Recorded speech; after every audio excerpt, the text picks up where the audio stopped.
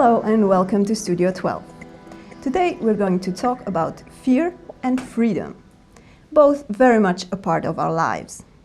Have you ever asked yourself, what is fear? Is it a feeling, an emotion, an experience? And where does it reside? In our minds, in our bodies?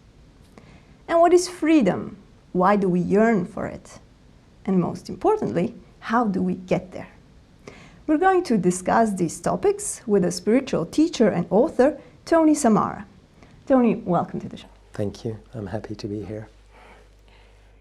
Let us start by, we would really like to know, what is your definition of fear? Yeah, I think fear is a very interesting topic, especially today, where we're facing all sorts of interesting challenges in the world. Fear is difficult to define because we don't like it, so we push it aside.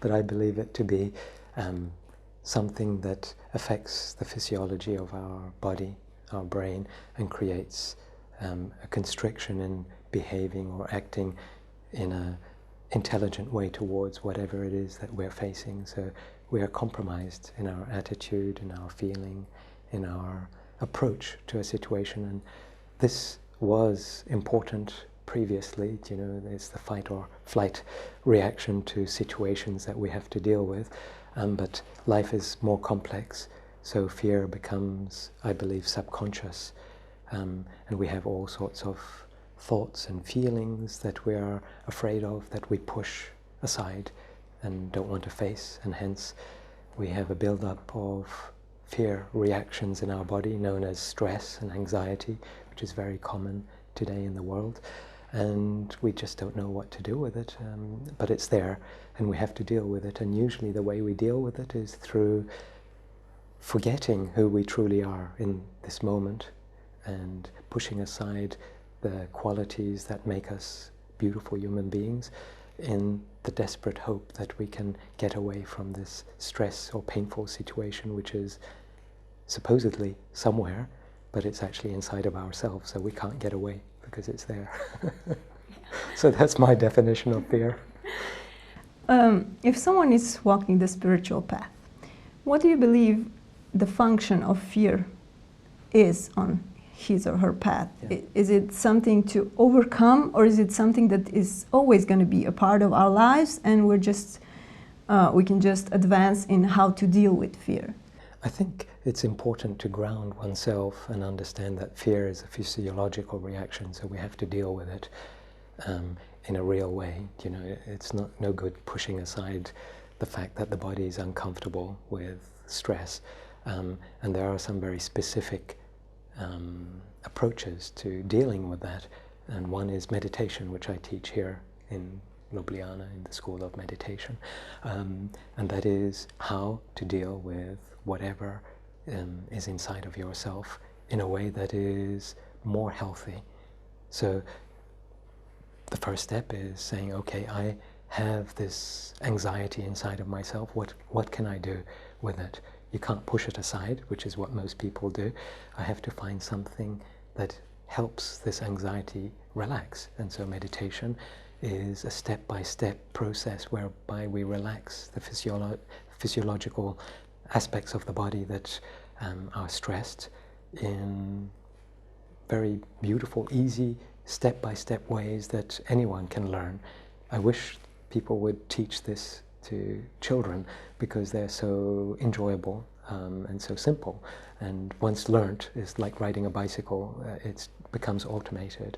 So this is the first step, how to relax the physiological part of your physical being so that the fight and flight reaction that normally happens in the body isn't overwhelming you. And once you do this, then you can connect more deeply to parts of yourself that are really being communicated, and ways to approach such a physiological reaction that is positive. So yes, then we have something to learn from fear. We learn to empower ourselves and not to be enslaved by the reactions that are based usually on the outside that then create an internal reaction where we are empowered to see that we can change our reality no matter what is going on, even if the stress in the body is so bad that it makes us want to run away from ourselves or from whatever threat, the tiger, lion that is out there. And once we understand this, we have more energy that is free to go deeper into communicating to what is really creating this situation. And usually it is an attitude. So I believe that fear helps us understand our attitude towards life. So there is a learning. Yeah. So if we are facing fear with a certain situation, for example, a new job or a project or something, Yes. Would you say that fear is challenging us to overcome it and go in that direction? Or can it also be like a warning sign to go in another direction? I understand what you're saying, and I think the first thing to do is to understand if your attitude is negative, because most people don't really see this, because of course it's difficult to see things about yourself, but a lot of what creates the reality on the outside is our own attitude. And if we bring fear into the job, for example, if we're anxious because we look at the situation and think, oh, I'm not good enough, I'm a victim, to my own sense of, can I manage to do the job in a way that people will be happy about or will respect me because I'm doing a good job. And if the negative attitude of self-criticism or doubting or victimizing yourself pushes you to see things in a negative perspective, then that attitude already will have so much energy, it will create a negative on the outside. So perhaps it is a warning, but maybe the warning is not so much about the job. This is what you have to establish first. It's about, maybe you are being challenged to open up to a part of yourself that is not victim, that is not fear, that is not an attitude of self-criticism. So when you begin to do this, and there is a process of doing this in a way that is very, like meditation is very easy to learn, and once applied becomes a habit, then you can see, is my intuition still telling me that the job is a negative? Because sometimes we are intuitive people, as we are, and we have subtle senses that pick up on things that the mind doesn't quite understand, and we sense that we are choosing the job not because we want to choose the job, but because perhaps there is a program in our mind that says, oh, you have to work doing something because you have all these commitments and things that you have to look after, and work is the only way, and the only way is to work in a certain hard, push yourself down a path that's not really aligned with your higher purpose, and you are compulsed out of obligations to do something. So maybe your intuition is letting you know about this, and then you can ask yourself, is there a better job? So it's not to be afraid, but to look for something that is aligned with your true purpose in life, with your qualities and with your strengths. Never simple. Okay, so fear is very much something, a tool to discover what lies beneath the fear inside of us. Yeah. But sometimes we live in a society that is, the media are filled with titles that are supposed to attract attention, Yeah. and are inducing fear, Yes. like alerts and stuff like that.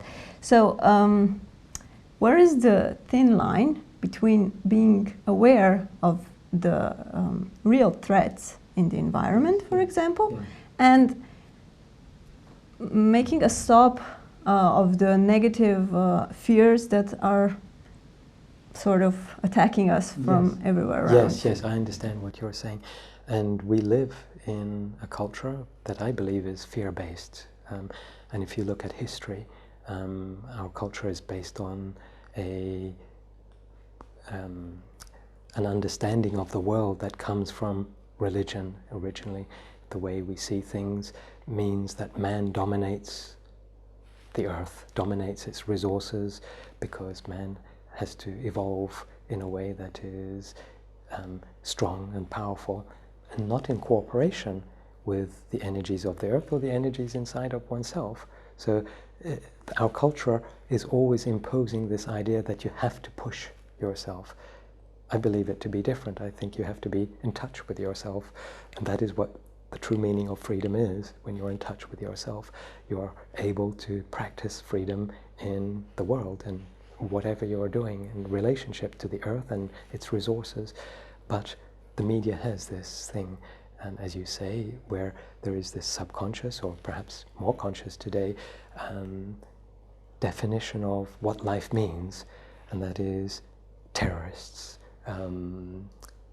losing job, the economy getting worse, be afraid. There is a subconscious sort of attitude, be afraid, because we are living through famine, and so our fear-based reactions of survival, fight or flight, overwhelm our sort of conscious way of seeing what is really going on, and we get attracted to the negative simply because we are wondering how to resolve it. So we listen more to negative news, we listen to gossip around us, and we disempower our freedom, which is of course from inside. I believe it is a state of non-attachment, so you're free of your attachments to all these negatives that are being put out there, not only in the media, but even in the way people are reacting to each other nowadays.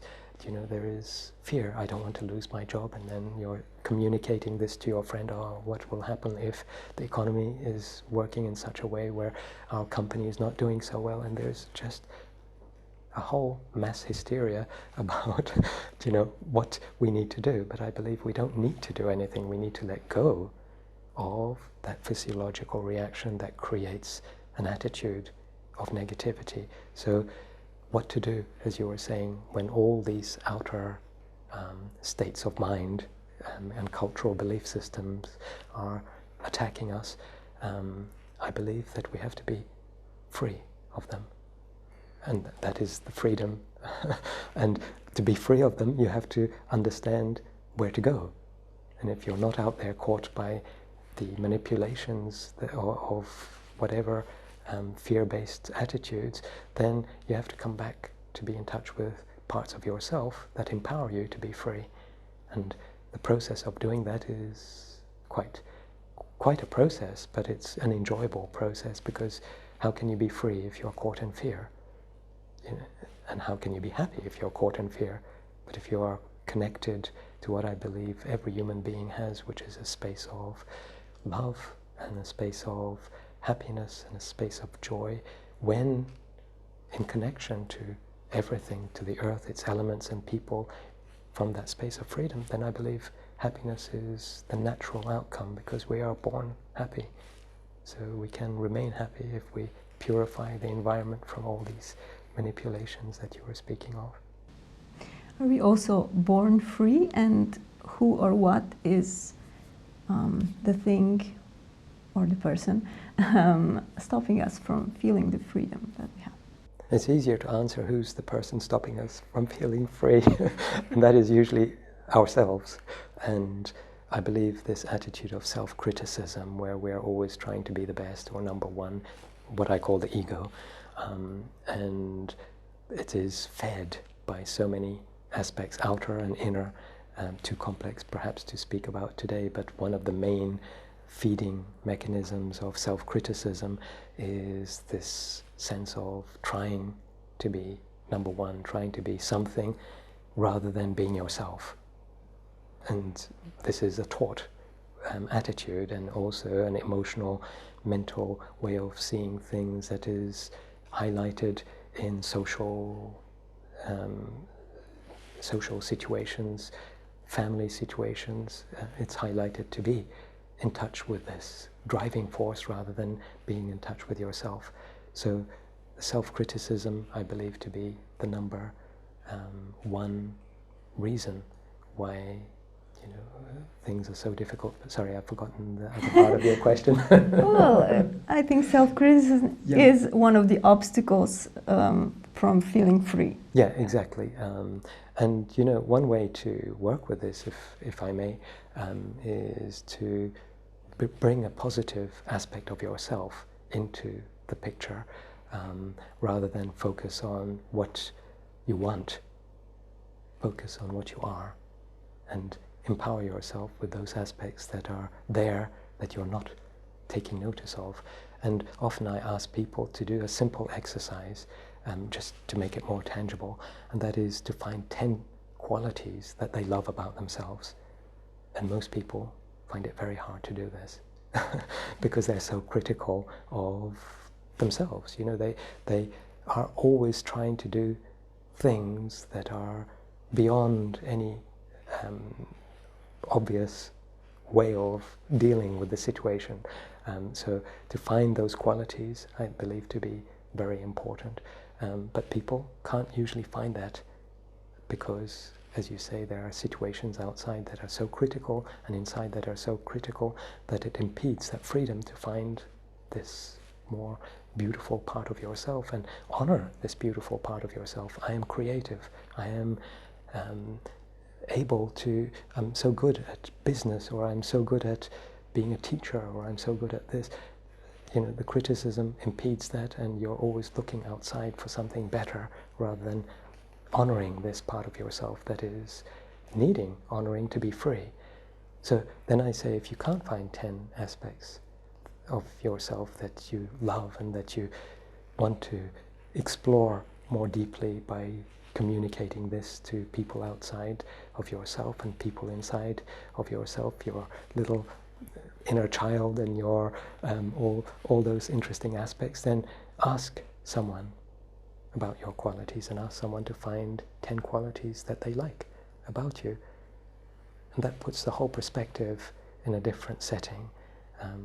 You can begin to see that freedom is about not looking for something, but honoring something that is inside of you. And this gives you a map of those qualities that you can appreciate. And if you look at those, then the fear is not so important, because you're looking at those qualities that are coming from inside the subconscious, then moves into alignment with those qualities rather than with this fight or flight physiological reaction. So you begin to feel happier, because we are always happy when we are connected to those beautiful aspects of ourselves. You know, when you are living your purpose in life, happiness comes naturally. There is no need to try to find it in work. And when you're happy doing what you're doing, then work and people around you tend to fall into place. You're creating a different reality than a negative attitude. So this is a great exercise for adults to do. Yes. What about when it comes to children? From what you said, it seems it's very important, and we that are already aware of the discussion we have here, yes. So I don't repeat myself, what can we do when we are dealing with our children, or maybe teachers in school, to yes. help children develop into a more free people? Well, I believe children to be very important in society, and today they're neglected, but they're neglected because people are too busy. You know, so they're too busy trying to be something that they're not. And children learn best by being in front of someone who's doing what they truly are, and honoring who they truly are, rather than pretending. And teachers probably know this, and parents know this, but sometimes are too critical and too busy to apply this very simple knowledge of, you know, teach your child by teaching yourself first. And then your child will learn as from the example that you are portraying very clearly to them, not just in words or as concepts, but in your action. You know, so if you don't have fear, then the child will understand, okay, I can approach the situation differently because my parent is showing me that there is a different way to approach situations. And children have fear. You know, fear is not is something that is within our evolution because it helped us to survive. So we have to learn positive ways of dealing with them. And if our parents and social culture approaches fear from a negative, that's what children learn. And so that information is transmitted subconsciously to children, because fear is subconscious. So without knowing it, parents, even though they wish to be positive and they wish to do what is better for the child, their real state of mind is being shown as what it is. You know, if you're afraid and anxious and staying up at night and worried about this or worried about that, your child will pick this up, even to the degree where your body is producing pheromones, because fear produces physiological reactions in the body. And we know, scientists know today, that there are pheromones that are being transmitted into the environment, and not only do you learn subconsciously, but you also smell fear. Mm-hmm. This is how native people and animals know when things are wrong, because they are being on a subconscious level. We don't even realize what's going on. We are understanding that a situation is dangerous. Now, if you say to a child, look, it's okay, don't worry, but at the same time you're exuding these pheromones of fear because you're stressed and full of anxiety, the child will get confused. Here's my parent telling me one thing, but my subconscious is telling me something else. And this is where we learn to dishonor ourselves, because we then get so caught in concepts and the idea of what we want to do, rather than being connected to what is really going on. And looking at that, as you say, looking at fear or whatever criticism we have of situations inside or outside as a challenge that we can transcend, and showing that to our children. Many people don't do this, and children are confused, and hence why we have rebellious teenagers and unhappy, actually I'm told very unhappy children, to the degree where suicide today is very common in many Western cultures, where children just feel that there is nowhere to go, there is no meaning or purpose behind going to university and getting life organized in that way, where there's just fear. The whole basis of creating a life is based on, you have to do this in case there is a threat out there. And there is no joy anymore, because there is no honoring in what you are. It's a chasing of an idea. So, yeah, I don't know if this answers your question, but at least highlights some aspects, of teaching children through example rather than just words or concepts. Mm-hmm. And when we are creating our life, if we're talking about the freedom to create our lives, in the Western world, in some ways we are much more free nowadays to create. And there are like two sort of theories out there. One is that we can create whatever we want. We create our lives, like The Secret, the book, and similar theories. Mm-hmm. And then the other theory is that life happens and we cannot control it, but we can control our response to life. Mm-hmm, mm-hmm. What's your view on that? How free are we? I like both theories. I don't think either is right or wrong, but I do find that the idea of positive thinking to be limited. It's not the whole story. For example, I know that some people tell me, all you have to do is think your troubles away. For example, if you are afraid, you just say, there is nothing to be afraid of, or I'm not afraid. But it doesn't work, because we know that the mind, as soon as you say I am not, already the subconscious aspect of the mind is attached to the I am not part and is seeing the whole process as negative. And so even though we're saying positive words, the subconscious fear is still there.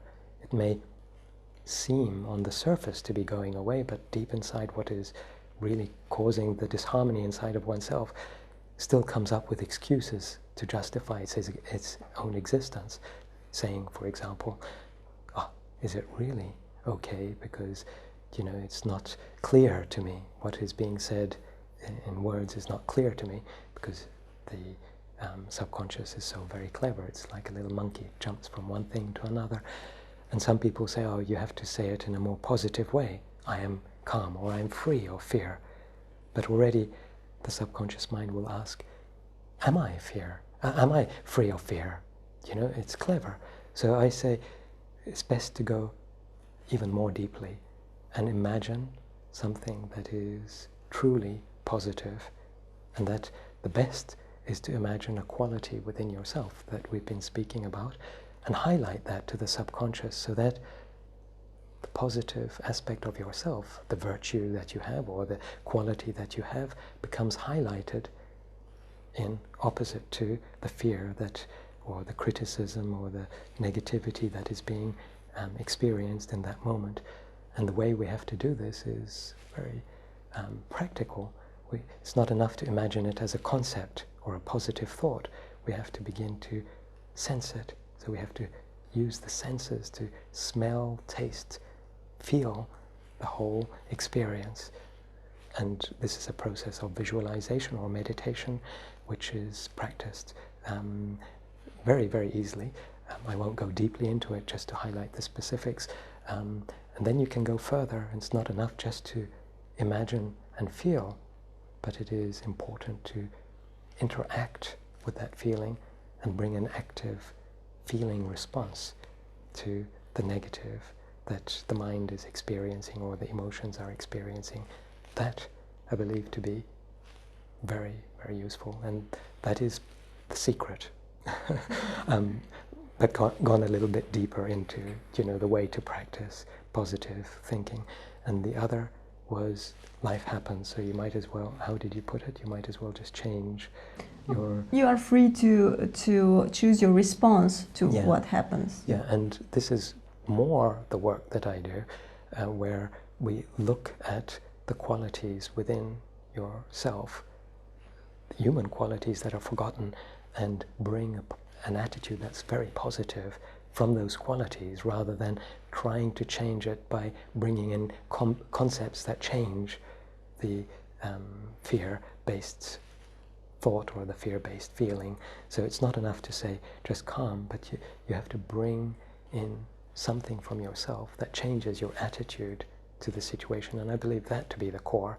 If you change your response to a situation, but it has to be not out of fear.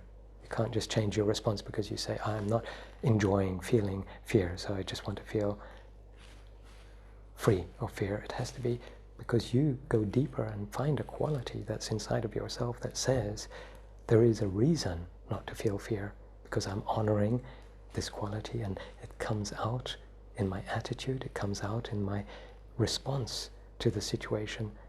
For example, calmness. You could be just a calm person because you meditate, or because you've learned relaxation techniques, or because you are not attached to those situations outside that create fear. And that quality empowers you in many situations. So your attitude already changes those things that normal people would not even think about changing because they just react to them. But because you are calm, already your state of awareness is able to see that you have choices. You don't have to react to the situation. You can do many more things. But how can you have that choice if you're not calm? And hence why it is important to find those qualities that give meaning to life. And I believe that those qualities are universal, so it's not something that is just taught, but it's something that is highlighted through inner work and transforming old paradigms to new paradigms where you can live your life from a state of joy and happiness, which I believe you're born with. Well, that's a very nice way to end this short conversation. Our time is up, and thank you very much for this very interesting talk. Thank you. And for you, dear audience, as you heard, maybe the best thing to do is to grab a pen and list those 10 qualities that lie within you and make for a very great start of dealing with fear and finding freedom. Thank you for watching, and goodbye.